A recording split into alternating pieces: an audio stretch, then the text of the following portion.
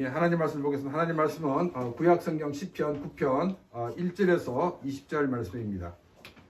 구약성경 시편 9편 1절에서 20절 말씀을 교독하도록 하겠습니다. 다윗의 시 인도자를 따라 뭇람벤에 맞춘 노래. 내가 전심으로 여호와께 감사하며 주의 모든 기이한 일을 전하리이다. 내가 주를 기뻐하고 즐거워하며 지존하신 주의 이름을 찬송하리니 내 원수들이 물러갈 때에 주 앞에서 넘어져 망함이니이다. 주께서 나의 의와 성사를 변호하셨으며 보좌에 앉으사 의롭게 심판하셨나이다. 이방 나라들을 책망하시고 악인을 멸하시며 그들의 이름을 영원히 지우셨나이다. 원수가 끊어져 영원히 멸망하였사오니 주께서 무너뜨린 성읍들을 기억할 수 없나이다. 여호와께서 영원히 앉으시며 심판을 위하여 보좌를 준비하셨도다. 공의로 세계를 심판하시며 정직으로 만민에게 판결을 내리시리로다. 여호와는 압제를 당하는 자의 요새시요 환난 때의 요새시리로다. 여호와여, 주의 이름을 아는 자는 주를 의지하오리니 이는 주를 찾는 자들을 버리지 아니하시니이다. 너희는 시온에 계신 여호와를 찬송하며 그의 행사를 백성 중에 선포할지어다. 피 흘림을 신문하시는 이가 그들을 기억하시며 가난한 자의 부르짖음을 잊지 아니하시도다. 여호와여, 내게 은혜를 베푸소서. 나를 사망의 문에서 일으키시는 주여, 나를 미워하는 자에게서 받는 나의 고통을 보소서. 그리하시면 내가 주의 찬송을 다 전할 것이요 딸 시온의 문에서 주의 구원을 기뻐하리이다. 이방 나라들은 자기가 판 웅덩이에 빠짐이요 자기가 숨긴 그물에 자기 발이 걸렸도다. 여호와께서 자기를 알게 하사 심판을 행하셨으며 악인은 자기가 손으로 행한 일에 스스로 얽혔도다. 악인들이 서울로 돌아가며 하나님을 잊어버린 모든 이방 나라들이 그리하리로다. 궁핍한 자가 항상 잊어버림을 당하지 아니하며 가난한 자들이 영원히 실망하지 아니하리로다. 여호와여, 일어나사 인생으로 승리를 얻지 못하게 하시며 이방 나라들이 주 앞에서 심판을 받게 하소서. 여호와여, 그들을 두렵게 하시며 이방 나라들이 자기는 인생일 뿐인 줄 알게 하소서. 아멘. 아멘. 우리가 교회사를 보게 되면 항상 이 두 가지 방향에서 어려움이 있었습니다. 한 가지는 뭐냐면 교회 밖에서 오는 어려움입니다. 외부의 박해입니다. 이 로마의 기독교 박해부터 시작하여서 이 근래에는 이 공산주의 박해, 또 이슬람이나 또 유대교로부터의 그 박해까지 다양한 문화와 또 긴 역사 속에서 박해가 끊임없이 이어져 왔습니다. 또 한 가지는 뭐냐면 교회 내부에 생긴 어려움입니다. 내부에서 생긴 어려움도 크게 두 가지로 나누는데, 한 가지는 뭐냐면 교리적인 면이고, 또 한 가지는 이익을 지키려는 것 때문에 생겨난 것입니다. 교리적인 면은 성경의 가르침과 다른 가르침을 전하는 이단의 출현입니다. 이단은 교회를 성경으로부터 떠나게 하여 기독교의 본질을 깨뜨렸습니다. 기독교라는 옷은 입고 있지만 실제로는 기독교가 아닌 기형적인 모습이 되게 되었습니다. 사람들이 이 이단에 매료되는 이유는 뭐냐면 이단의 교리가 죄로 타락한 우리 인간에게 있는 종교성을 자극하기 때문입니다. 사람들은 이 자극을 통해 이 카타르시스에 빠지기도 하여 이 이단이 참 종교인 것으로 착각을 하게 되는 것입니다. 대부분의 이단들은 믿음으로 구원받는다는 이 성경의 원리보다는 행위를 강조하는 율법주의에 빠져 있습니다. 또 제가 여러 번 말씀을 드렸지만 이 신비주의도 율법주의의 한 패턴이라고 말씀을 드렸습니다. 이 율법주의는 이 리더의 입장에서 볼 때는 사람들로 하여금 이 충성 경쟁으로 사람들을 몰아칠 수 있는 도구가 됩니다. 또한 이 신자의 입장에서 볼 때는 자기 만족을 느낄 수 있는 도구가 되고, 동시에 또 충성하고자 하는 동력이 되기도 합니다. 리더와 또 신자 두 쪽의 요구에 맞아떨어지는 것이 바로 율법주의입니다. 이단은 구원받기 위해 노력하게 하지만은 성경은 우리에게 선행이나 공로로 구원받는 것이 아니라 하나님의 은혜로 구원받는다고 말하고 있습니다. 그래서 이 빠른 효과를 보기 위해 이런 방법을 선택하는 교회는 병들게 되고 신자들은 건강하지 못한 신앙을 가지게 되는 것입니다. 또 교회에 있는 그 내부에 있는 위협 또한 이 한 가지는 뭐냐면 자기의 그 이익을 지키기 위해 생기는 분열입니다. 교회 안에서 사실은 자기의 이익을 지키기 위해 싸우는데 그러면 모양이 나지 않습니다. 그래서 마치 진리를 위해 싸우는 것처럼 하지만 사실은 그렇지 않은 경우가 많이 있습니다. 오늘 말씀드리고 싶은 것은 교회 역사 가운데 외부에 대한 어려움과 또 내부에 의한 어려움이 있다는 것입니다. 그리고 내부에 생긴 어려움은 교리적인 것 때문에 생긴 것도 있지만 자기의 이익을 지키려는 것 때문에 생겨났다는 것입니다. 우리가 교회사와 같은 큰 그림까지 가지 않아도 개인에게도 이와 비슷한 어려움이 오는 것을 볼 수가 있습니다. 믿지 않는 사람들로부터 오는 외부에서 오는 어려움이 있습니다. 그리고 이 크리스천들 관계에서 오는 내부적인 어려움이 있습니다. 또 우리가 이 외부나 내부의 어려움, 이 둘은 한마디로 얘기하면 우리가 갈등이라고 말할 수 있을 것입니다. 내부에서의 갈등은 물론 이 교회사에서 보는 교리적인 갈등이 아닙니다. 우리가 교회 안에 있다는 것은 동일한 신앙 고백을 하고 있다는 것입니다. 만일 이 동일한 신앙 고백을 하고 있지 않는 것 때문에 생긴 일이라면 이것은 개인적인 갈등이 아니라 교회의 문제가 되는 것입니다. 외부에서 오는 어려움은 이 크리스천이라는 이유 때문에 당하는 그런 불이익을 말합니다. 그런데 우리가 유념해야 되는 것이 뭐냐면 외부로부터 여러 가지 어려움이 온다고 모두가 신앙적인 박해가 아니라는 것입니다. 외부로부터 어려움을 받게 될 때 우리가 반드시 점검해 봐야 되는 것이 있습니다. 우리가 외부로부터 어려움을 받게 되었을 때 우리가 반드시 점검해 봐야 되는 것이 뭐냐면은 내가 잘못한 점이 없는가 하는 것입니다. 자신이 잘못한 것 때문에 지탄을 받는 것인데 이것을 자신이 크리스찬이기 때문에 당하는 박해라고 보아서는 안 된다는 것입니다. 한국에 있는 교회들이 여러 가지 사회적인 문제를 이야기하고 있는데 이 문제를 제기하면 반성하는 것이 아니라 교회를 박해한다라고 이렇게 말하고 있습니다. 이것은 교회가 독선에 빠져 있다는 증거인 것입니다. 크리스천이 아닌 사람들은 교회나 또 크리스천들에게 바라는 것이 있습니다. 자기들은 못하고 있지만은 교회나 크리스천들은 자기 희생과 자기 헌신을 해달라는 것입니다.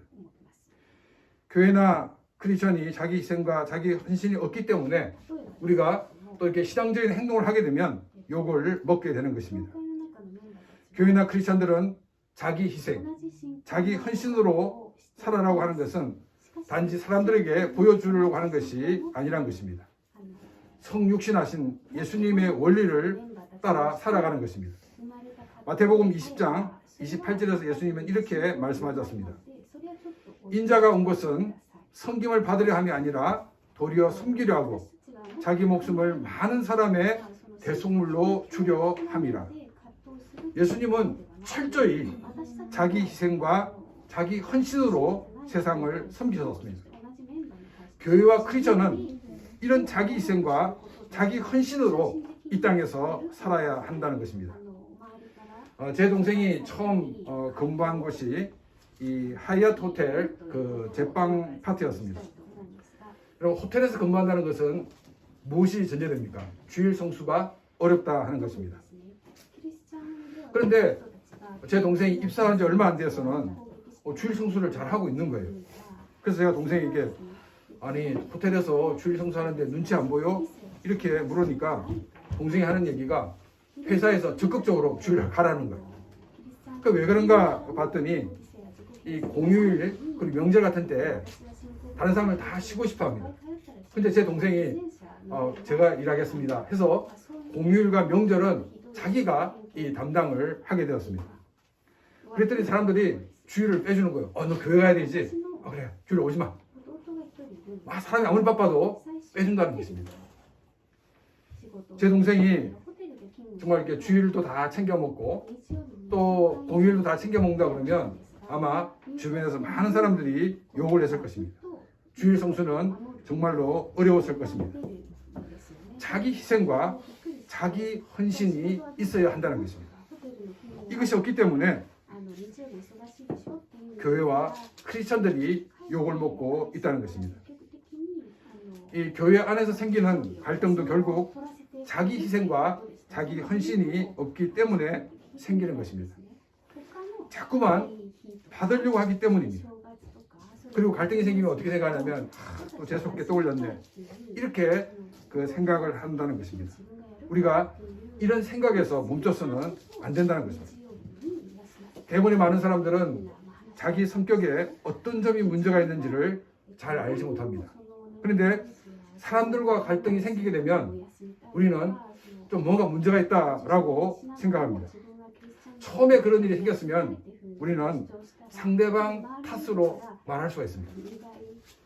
그런데 이것이 한 번으로 끝나는 것이 아니라 같은 일이 계속 반복되면 이것은 상대방에게 문제가 있는 것이 아니라 바로 내 자신에게 문제가 있다는 것을 보여주고 있는 것입니다. 바로 그 부분이 내 자신 안에서 깎여져야 되는 그런 부분이라는 것을 알려주고 있습니다. 그래서 우리는 이것을 인식하면서 이것을 고쳐나가기 위해서 노력을 많이 해야 됩니다. 이것이 고쳐지지 않으면 또 반복적으로 같은 일이 생기게 됩니다. 또 어떤 사람은 자기를 깎는 것도 귀찮고 또 갈등에 휘말리는 것도 싫어서 피하는 것이 제일 좋은 상책이라고 생각하는 사람들이 있습니다. 피하는 것이 최선이 아닙니다. 지금이야 피해서 이렇게 지나갈 수 있지만은 다음에 또 같은 문제가 발생하고 또 같은 문제가 거듭거듭 발생하게 되면 피하는 것도 피곤하게 된다는 것입니다. 우리는 문제에 부딪혀야 됩니다. 그리고 내가 그 문제를 통해서 깎여져야 한다는 것입니다. 내가 깎여지지 않으면 성숙한 크리스찬이 되지 못합니다. 내가 깎여지지 않으면 내가 성숙한 인격을 가질 수가 없다는 것입니다. 오늘 본문을 보게 되면 하나님을 믿지 않는 나라들과 또 자신을 힘들게 하는 사람들에 대해서 말씀을 하고 있는 것을 우리가 보게 됩니다. 신앙 공동체 밖에서 온 어려움과 신앙 공동체 안에서의 어려움, 즉 갈등에 대해서 말씀하고 있습니다. 오늘은 우리 이 말씀을 통해서 우리의 삶에서 크리스천이기 때문에 당하는 그런 갈등, 그리고 신앙 공동체 안에서 생기는 갈등에 대해 성경은 우리에게 무엇이라고 얘기하고 있는지를 함께 생각을 해보고자 합니다. 15절 말씀입니다. 이방 나라들은 자기가 판 웅덩이에 빠짐이여 자기가 숨긴 그물에 자기 발이 걸렸도다. 우리는 15절에서 이방 나라, 즉 하나님을 알지 못하는 사람들과 갈등 가운데 있는 것을 우리가 보게 됩니다. 이 갈등은 갈등으로 끝나는 것이 아니라 이 갈등의 대상자가 나로 하여금 어려움에 빠지게 하기 위해서 웅덩이를 파기도 하고 또 그물을 숨겨놓기도 하였다라고 성경은 말하고 있습니다. 여기서 우리가 한 가지 짚고 넘어가야 되는 것은 뭐냐면은 갈등의 대상은 아주 지능적으로 나를 어려움에 빠지도록 해놓았다는 것입니다. 갈등의 대상이 내가 빠지기 위해 만들어 놓은 그런 웅덩이, 그리고 넘어지도록 하게 만들어 놓은 이 그물을 내가 먼저 발견하고 아니 어떻게 나를 이런 함정에 몰기 위해서 이렇게 만들었어 라고 얘기를 한다고 그러면 아마 그 사람은 오히려 자기를 이상한 사람으로 만든다고 얘기하면서 그 죄를 뒤집어 씌울 사람입니다.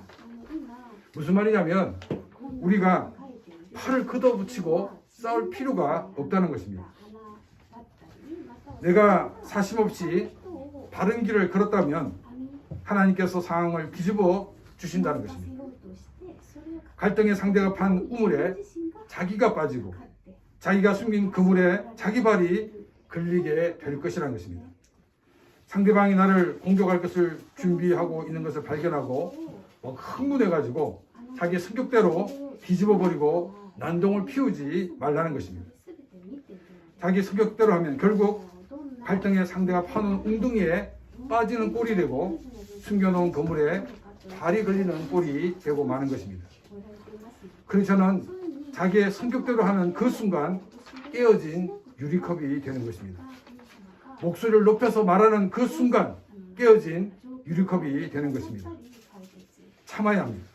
기다려야 합니다. 나의 성격을 죽이고 기다릴 때 하나님께서 일하시기 시작합니다. 만약 우리가 잠잠히 기다리고 있으면 갈등의 상대가 자기가 판 구덩이에 자기가 빠지는 것을 많이 보게 될 것입니다. 이런 경험이 있기 때문에 우리는 자기 성격대로 하지 않고 끝까지 참고 기다려야 합니다. 저는 목회자로서 교회를 섬기면서 이런 경우를 굉장히 많이 봤습니다. 그래서 정말 제 성격대로 하고 싶은 때도 있지만은 참고 인내하고 그 때를 기다릴 때가 많이 있습니다. 좋은 말을 많이 늘어놓거나 또 좋은 말을 많이 알고 있는 것이 중요한 것이 아니란 것입니다. 자기의 성격을 죽이고 사는 것이 크리스천들에게는 너무나 중요한 것입니다. 성격을 죽이고 살 때 이것을 통해 우리는 성숙한 신앙을 가지게 되고 또한 그리스도를 닮은 그런 성숙한 인격을 가지게 됩니다. 16절 말씀입니다. 여호와께서 자기를 알게 하사 심판을 행하였으며 악인은 자기 손으로 행한 일에 스스로 얽혔도다. 이 16절을 원어대로 번역을 하면 여호와는 심판을 통해 자기를 알게 하신다라는 말씀입니다. 또 하나님의 이 심판은 직접적으로 하나님이 악인에게 벌을 하시는 것이 아니라 악인이 자기가 한 그 행동 때문에 극에 얽혀서 어려움을 겪게 된다라고 말씀하고 있습니다. 우리가 이 말씀은 조금 전에 봤던 이 15절 자기가 판 웅덩이에 자기가 빠지고 자기가 쳐놓은 그물에 자기 발이 걸린다는 것과 같은 표현입니다. 그런데 15절과 16절은 같은 의미지만 주어가 다릅니다. 15절은 주어가 이방 나라였고 16절은 주어가 악인입니다. 15절은 갈등 가운데 있는 사람이 하나님을 믿지 않는 사람이라는 것입니다. 근데 16절은 이 신앙 공동체 안에서 갈등을 하는 사람을 말하고 있습니다. 모든 갈등에서 제일 중요한 해결 방법은 하나님께서 행하시기를 기다리는 것입니다. 자신의 성격을 죽이고 기다리면 우리는 좀 더 성숙한 크리스찬이 되게 됩니다. 좀 더 성숙한 그리스도를 닮은 그런 인격을 가지게 됩니다. 그리고 하나님께서 개입하시게 되므로 이 싸움 그리고 이 갈등은 나와 그 갈등의 상대와의 그런 갈등과 싸움이 아니라 하나님과 갈등 상대자의 싸움이 그리고 갈등이 된다는 것입니다. 내가 나서게 되면 오히려 갈등의 골이 더 깊어져서 다시는 돌이킬 수 없는 그런 관계가 되기도 합니다. 그러나 하나님께서 개입하시면 갈등의 자리에서 회복의 자리로 나갈 수가 있게 되는 것입니다. 화를 내고 큰 소리를 내면서 자기 성격대로 해결하려는 것은 깨어진 유리잔이 되는 것이라고 말씀을 드렸습니다. 깨어진 유리잔은 아무데도 사용할 수가 없습니다. 다시 불에 들어가 녹여져서 유리잔으로 만들어져야 됩니다. 이것은 시간적으로 또 그리고 물리적으로 모든 것이 자기에게 손해입니다. 그렇기 때문에 우리는 참아야 합니다. 하나님께서 일하시는 것을 기다려야 합니다. 어떤 사람은 흥분해가지고 아니 내가 시간적으로나 물리적으로 손해봐도 좋으니까 내가 이 판에 이걸 바로 잡아야겠다 이런 마음이 들수록 그때가 더 참아야 되고 더 기다려야 되는 시간입니다. 우리가 끝까지 참으면 하나님께서 일하심으로 우리는 더욱더 성숙되어집니다. 또 하나님의 일하심을 체험함으로 우리는 더욱더 하나님의 그 풍성함과 하나님의 능력을 직접 체험하는 삶을 살 수가 있습니다. 우리는 이런 것을 인내하고 견디고 참음으로 말미암아 성경에서 기록된 그리고 설교상에 나오는 그런 고백이 아니라 이것이 진정한 나의 고백이 되는 그런 귀한 삶이 되시기를 바랍니다. 또 16절 끝부분에 히카이온 셀라라는 말이 있습니다. 이 셀라라는 말은 높이라는 말인데 시편을 노래하는 가운데 음을 높이라는 것 같은 말입니다. 그리고 이 히카이온이라는 이 말은 이 연주와 관련된 용어인데 이 하프로 연주할 때 굉장히 엄숙하게 그 연주하라는 뜻입니다. 그래서 이 전체적 분위기는 이 가벼운 분위기가 아니라 아주 단호한 그런 분위기인 것을 우리가 알 수가 있습니다. 17절 말씀입니다. 악인들이 서울로 돌아가며 하나님을 잊어버린 모든 이방 나라들이 그리하리로다. 그러니까 이 17절을 보게 되면 이 악인과 이방인을 등치시키고 있습니다. 악인은 이 신앙 공동체 안에서 나와 갈등을 겪고 있는 사람입니다.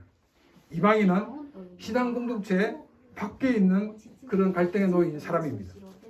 그럼에도 악인은 이방인이고 이방인은 악인이라고 말하고 있다는 것입니다. 악인과 이방인을 같은 것으로 보는 이유가 무엇이겠습니까? 분명히 악인은 믿음의 공동체 안에 있는 사람이고 이방인은 믿음 공동체 밖에 있는 사람입니다.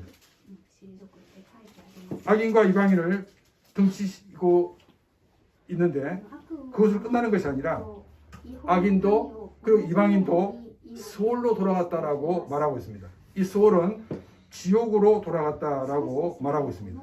그러면서 이방인을 향해서 하나님을 잊어버린 이방인이다라고 말하고 있습니다.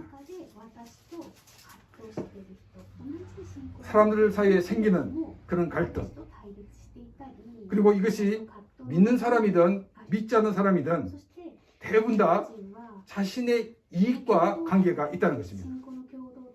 이 이익이 물질적인 것이든지 아니면 정신적인 것이든지 아니면 명예적인 것이든지 더 이것을 가지느냐 마느냐 여기에서 갈등이 시작되는 것입니다. 내가 더 가지는 것 때문에 갈등이 나에게서 생겨나는 것입니다. 상대방이 더 가지고 뭐 하려고 하든지 말든지 또 뭐 더 가져가려고 싶으면 더 가져가라 이런 그 마음이라면 갈등이 생기지 않을 것입니다. 왜 저 사람이 나보다 더 많이 가져가지? 라는 마음을 먹는 순간에 갈등 구조에 들어가게 되는 것입니다. 내가 이런 마음을 가지지 않을 때는 분명히 그런 마음을 먹는 상대가 문제가 있습니다. 상대가 악인입니다. 그런데 나의 마음속에서 왜 저 사람이 나보다 더 많이 가져가지? 라고 마음을 먹는 그 순간 나도 동일하게 악인이 된다는 것입니다. 눈앞에 있는 이익에 눈이 멀게 되는 것은 또 이방인과 같은 모습이 되는 것은 바로 하나님을 잊어버렸기 때문입니다. 그래서 이방인과 악인을 등치시키고 있는 것입니다. 나의 인생에 가장 중요한 것이 무엇인가를 우리는 이 시간 확인해 보시기 바랍니다. 1936년 1월 20일에 영국 왕으로 즉위한 에드워드 8세가 있습니다. 이 에드워드 8세는 이 왕으로 즉위한 같은 해 1936년 12월 11일에 퇴위를 하였습니다. 약 11개월 왕으로 있었는데 그는 라디오 연설에서 나는 사랑하는 여인의 도움과 지지 없이는 왕으로서 의무를 다할 수 없고 그 무거운 책임을 짊어질 수도 없음을 알았습니다. 라는 말로 시작을 해서 퇴위를 공식적으로 선언하였습니다. 전통과 품격을 존중하는 영국 왕실에서 에드워드 8세가 사랑하는 여인을 왕비로 받아들일 수 없는 이유는 있었습니다. 그래서 이 에드워드 8세는 영국 왕의 직책보다는 사랑하는 여인의 남편이 되는 것이 더 중요하다고 생각을 해서 왕위를 내려놓았던 것입니다. 하나님의 은혜로 구원받은 크리스천이 나는 나의 인생에서 무엇을 더 중요한 것으로 여기느냐 하는 것입니다. 내가 그 이익 때문에 화를 내는 것은, 내가 받은 그 손해 때문에 화를 내는 것은 내 인생에는 다른 무엇보다도 심지어 하나님보다도 그것이 더 중요하다고 느끼기 때문입니다. 에드워드 8세는 사랑하는 여인의 남편이 되기 위해 영국 왕위를 내려놓았습니다. 우리는 하나님의 은혜와 사랑으로 구원받아 크리스천이 되었습니다. 가장 중요한 구원을 받아 하나님의 자녀가 되었는데 우리가 다른 사람이 더 이익을 보면 어떻습니까? 내가 조금 더 손해를 보면 어떻습니까? 만약 하나님보다 우선하는 것이 있다면 그 사람은 하나님을 잊은 이방인과 다를 바가 없다는 것입니다. 18절 말씀입니다. 궁핍한 자가 항상 잊어버림을 당하지 아니하며 가난한 자들이 영원히 실망하지 아니하리로다. 우리의 그 현실의 삶은 다윗 시대나 지금이나 힘없는 사람이 소외를 받고 있습니다. 하나님은 율법을 주시면서 고아나 과부 그리고 이 객을 돌아보라고 말씀하셨습니다. 고아, 과부, 이 객은 당시에 소외받는 그런 계층의 사람들입니다. 하나님께서는 BC 1450년경에 율법을 주시면서 소외받는 계층이 없도록 하라고 말씀을 하셨습니다. 그러나 어느 시대든지 소외받는 계층이 있습니다. 지금 코로나 시대에 지금은 코로나로 인하여 우리가 전혀 생각하지 못했던 곳에 또한 소외받는 계층이 생겨나고 있을 것입니다. 큰 일이 터지고 났어야 이 사람들이 소외받는 계층이 되었다는 것을 우리가 알게 되고 그 대책을 세우게 됩니다. 그렇다고 문제가 빨리 해결되는 것이 아닙니다. 그리고 완전히 해결되어지는 것도 아니라는 것입니다. 발견 이후에도 시간이 지나야 해결되려고 사람들이 그제서야 시도를 하게 된다는 것입니다. 그러나 성경은 궁핍한 자가 항상 잊어버림을 당하지 않는다라고 말씀하고 있습니다. 모든 일의 진행이 일반적인 진행하고는 전혀 다른 모습으로 진행될 것이라고 말씀하고 있습니다. 또 가난한 자들이 영원히 실망하지 아니할 것이다 라고 말씀하고 있습니다. 제가 유메타운이나 이온 몰 앞에 가게 되면 늘 주차장 거기 있다 보니까 이제 그 로또 복권을 파는 데를 지나게 됩니다. 그럼 많은 사람들이 줄을 서고 그 로또 복권을 사는 것을 보게 됩니다. 저는 이제 좀 묻고 싶어요. 당신 재산이 어느 정도입니까? 그런데 안 물어봐도 그 사람이 나는 수억 엔을 가진 사람입니다 라고 말한 사람은 아무도 없을 것입니다. 또 당신은 그 복권이 당첨되면 돈을 어디에 쓰겠습니까? 저는 이 복권이 당첨되면 이것을 가난한 사람들에 쓰겠습니다 라는 사람도 아마 없을 것입니다. 모두가 로또가 당첨되면 내가 지금 경제적인 어려움을 겪고 있는데 이 어려움을 끊는데 사용하겠다 하는 그런 생각을 하실 것입니다. 그런데 이런 기대와는 다르게 많은 사람들은 매번 돈만 날리고 있다는 것입니다. 가난은 쉽게 해결되지 않습니다.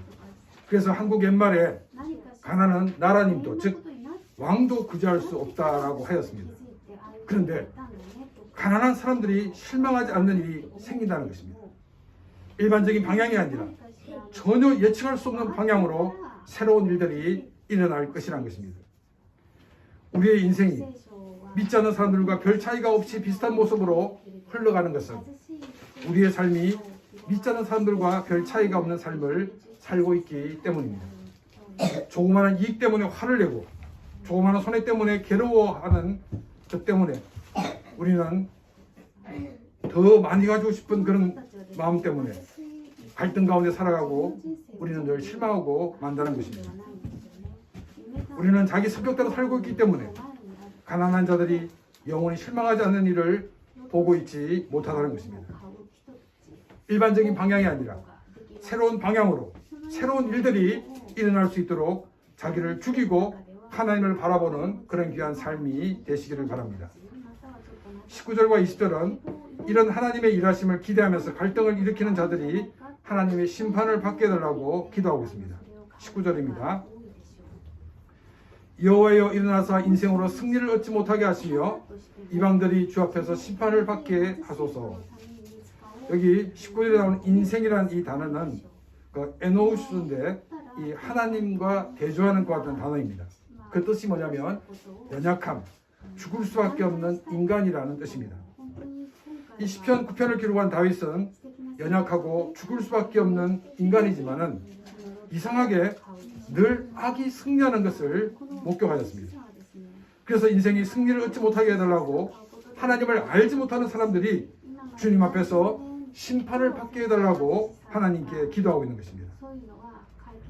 우리가 조그마한 이익 때문에 조그마한 손해 때문에 눈이 뒤집혀가지고 자기의 성격대로 하는 경우도 있지만은 또 어떤 경우에는 이것을 가만뒀다가는 악이 더 판을 칠 수 있기 때문에 이 악을 내가 억제해봐야겠다 이런 마음을 가지고 우리가 자기의 성질대로 일을 처리하는 경우도 있습니다. 그런데 이것은 악으로 악을 이기려고 하는 것입니다. 성경이 우리에게 말씀하고 있는 것이 무엇입니까? 로마서 12장 21절 말씀입니다. 악에게 지지 말고 선으로 악을 이기라. 무엇으로 악을 이기라고 말씀하고 있습니까? 선으로 악을 이기라고 말씀하고 있습니다. 이 말씀은 우리가 착하게 악을 대하면 그 악이 변한다는 그 말이 아닌 것입니다. 우리가 착하게 악을 대하면 그 악은 우리의 선을 이용하여 더 큰 악을 행하게 됩니다. 우리의 선으로 악을 이길 수가 없다는 것입니다. 여기에서 선은 우리의 착함을 말하는 것이 아니라 참된 선이신 하나님을 말씀하고 있습니다. 하나님을 믿고 성경 말씀대로 살라는 것입니다. 그러면 하나님께서 일하시기 시작합니다. 성경 말씀을 붙들고 기도하는 것입니다. 하나님은 우리의 기도를 들으시고 그 기도 가운데 역사하셔서 악이 승리하지 못하도록 일을 하신다는 것입니다. 20절 말씀입니다. 여호와여 그들을 두렵게 하시며 이방 나라들이 자기는 인생뿐인 줄 알게 하소서. 여호와 하나님의 등판으로 하나님을 알지 못하는 사람들이 자신이 얼마나 연약한 존재인가를 알게 해달라고 깨닫게 해달라고 기도하고 있습니다. 우리는 믿지 않는 사람들과의 갈등에서 또한 믿는 사람들 갈등에서 그 갈등의 출발점이 하나님보다 더 중요한 것이 있을 때라는 것을 우리가 오늘 말씀을 통해서 들었습니다. 우리의 인생에서 가장 소중한 것은 우리를 사랑하셔서 독생자를 주신 하나님이십니다. 사랑하는 여인을 위해 영국 왕위를 버린 사람도 있는데 우리가 하나님의 사랑으로 구원받아 하나님의 자녀가 되었는데 우리가 조금 손해를 보면 어떻고 또 다른 사람들이 더 이익을 받으면 어떻습니까? 우리는 그 사람이 가질 수 없는 너무나 중요한 것을 가지고 있기 때문에 우리는 그런 마음을 가지고 있어야 한다는 것입니다. 내가 믿음의 사람으로 사심없는 그런 마음으로 바른 길을 걸었다면 우리를 향한 공격은 우리를 위해서 우리를 향해 공격했던 그 사람에게 부메랑으로 돌아갈 것입니다. 또 악이 끝까지 이기면 어떻게 하지? 이런 불안한 마음을 버리시기 바랍니다. 우리가 믿음으로 결단하고 또 우리의 성격을 죽이고 나가면 이 싸움은 우리의 싸움이 아니라 하나님과의 싸움이 됩니다. 우리는 악을 이길 수 없지만 하나님은 악을 이기게 됩니다. 이기시게 합니다. 또 우리는 기도하면 됩니다. 하나님은 우리의 기도를 통해서 하나님의 놀라운 역사를 드러내십니다. 그리고 우리는 자기 희생과 자기 헌신을 통해서 예수님이 걸어가신 길을 걸어가야 됩니다. 그래서 우리는 이 길을 걸어가게 될 때 갈등의 구조가 해결되어지고 우리는 더 성숙한 크리스찬, 또 우리는 더 성숙한 인격의 삶을 살 수가 있는 것입니다. 그래서 우리는 이제 우리의 성격을 내려놓고 하나님의 뜻을 찾고 그 하나님의 말씀을 붙들고 살아가는 삶이 되기를 바랍니다. 그래서 우리의 삶에 하나님의 놀라운 역사를 간증하고 그 하나님을 많은 사람들에게 증거하는 그런 귀한 삶이 되어서 우리들이 더욱더 하나님의 풍성한 가운데 거하는 그런 복된 삶이 되시기를 주님의 이름으로 축원합니다.